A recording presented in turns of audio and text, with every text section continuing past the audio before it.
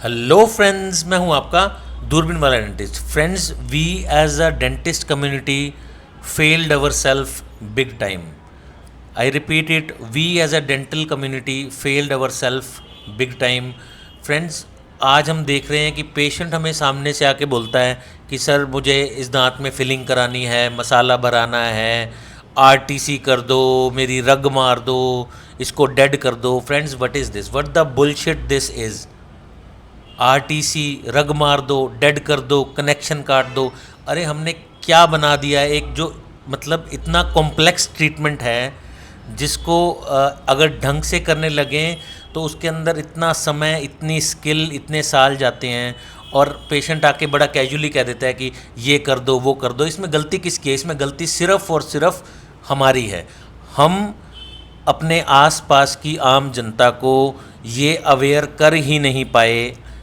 आज 2026 चल रहा है, आज भी वो लोग 1900 कुछ की फ़िलॉसफी लेके चल रहे हैं कि ऊपर का दांत निकाल देंगे तो आँख चली जाएगी, दांत साफ़ करने से दांत हमारे हिलने लग जाएंगे और इस तरह की चीज़ें जो उनके फादर्स ने उनको पास ऑन करी है कि जी हमारे टाइम में तो 50 रुपये में दांत निकल जाता था, 20 रुपये में दांत भरा जाता था। तो friends, we have failed big time. Dentistry एक प्रॉपर साइंस है जिसके अंदर 5 साल का एक ग्रेजुएशन कोर्स है, 3 साल का एक पोस्ट ग्रेजुएशन कोर्स है।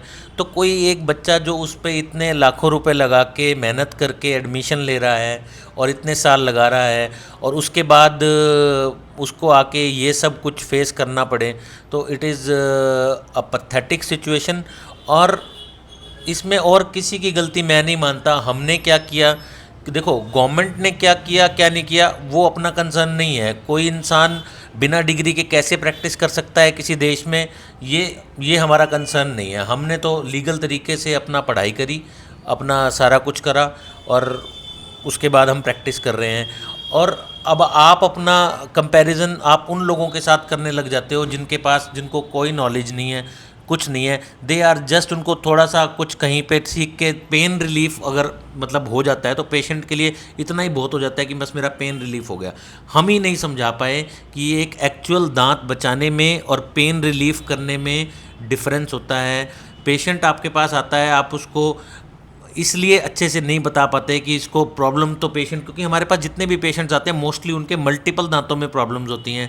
और मुझे ऐसा लगता है कि डेंटिस्ट खुद भी इतना कॉन्फिडेंट नहीं हो पाता कि यार ये इतना सारा सुन के कहीं भाग ही ना जाए, तो हम उनको प्रॉपर उनकी प्रॉब्लम भी ढंग से एड्रेस नहीं कर पाते हैं, नहीं उनको बता पाते हैं। तो this is a pathetic situation. आज के दिन हमारे पास कैमरा है, हमारे पास माइक है, हमारे पास हर वो चीज़ है जिससे हम अपनी बात अपने आसपास की आम जनता तक पहुंचा सकते हैं। बट उसके लिए हमें कैमरे के सामने आना पड़ेगा।